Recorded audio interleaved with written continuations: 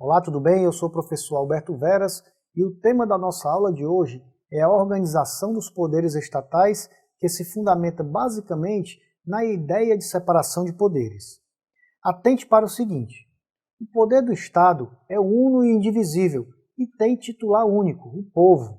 No entanto, didaticamente, é utilizado o termo de separação de poderes para designar uma divisão de caráter funcional relativa ao exercício das três funções estatais, a legislativa, a jurisdicional e a administrativa. O Estado brasileiro se rege pelo princípio da separação dos poderes, feita por meio da atribuição de cada uma das funções governamentais a órgãos específicos. A separação dos poderes está prevista inicialmente no artigo 2º da Constituição Federal, que determina que são poderes da União, independentes e harmônicos entre si, o Legislativo, o Executivo e o Judiciário. Essa determinação constitucional é uma cláusula pétrea, ou seja, não poderá ser alterada nem mesmo por emenda constitucional. Em decorrência do princípio da separação dos poderes, cada poder terá funções típicas que lhes são próprias e atribuições secundárias, que são as típicas de outros poderes, sendo independente perante os demais. Essa repartição de tarefas é feita de modo equilibrado, impedindo que um poder avance sobre as atribuições dos demais e extrapole os limites constitucionais sem que haja contenção.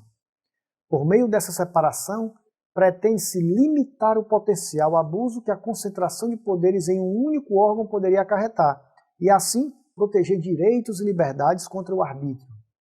Por outro lado, essa separação também faz com que cada poder se especialize em uma função e se organize internamente da melhor forma para desempenhá-la.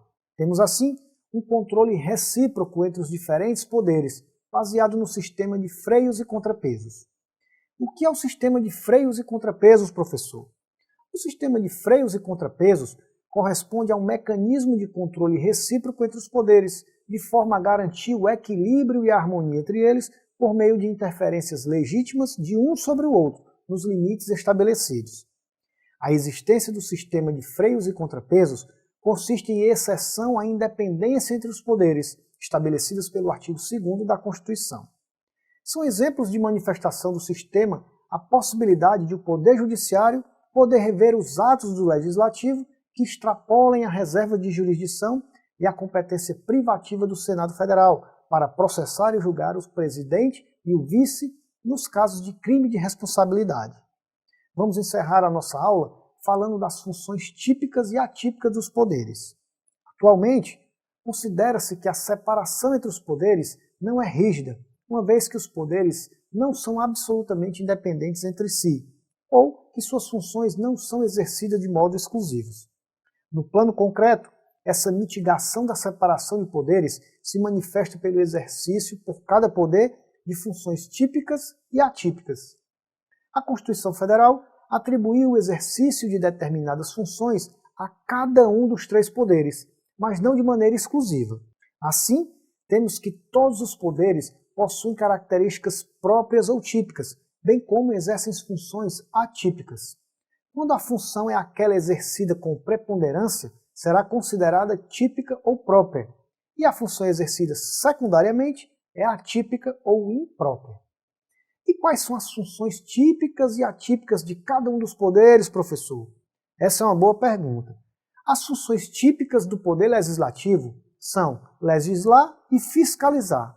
A função típica do Poder Executivo é a de administrar a coisa pública, abrangendo a prática de atos de chefia de Estado, chefia de governo e atos de administração. E as funções típicas do Poder Judiciário abrangem julgar e compor conflitos, dizendo o direito no caso concreto. É a chamada função judicante ou jurisdicional. Em relação às funções atípicas, temos o seguinte: o Poder Legislativo exerce função executiva na organização de seus servidores, serviços e órgãos judicantes. O Poder Executivo exercerá a função legislativa com a elaboração de normas jurídicas primárias, bem como a função judicante no processo de julgamento administrativo de seus servidores. Por fim, o Poder Judiciário exerce função legislativa na elaboração dos regimentos internos dos tribunais e administrativa, na organização de seus servidores, serviços e órgãos. Atenção! Por força do princípio da indelegabilidade das atribuições, o exercício das funções típicas não pode ser objeto de delegação a outros poderes, salvo quando a própria Constituição da República prevê essa possibilidade. Concluímos assim a nossa aula de hoje e na sua área do aluno está disponibilizado um material didático que aprofunda um pouco mais os tópicos aqui examinados. Não deixe de consultá-lo.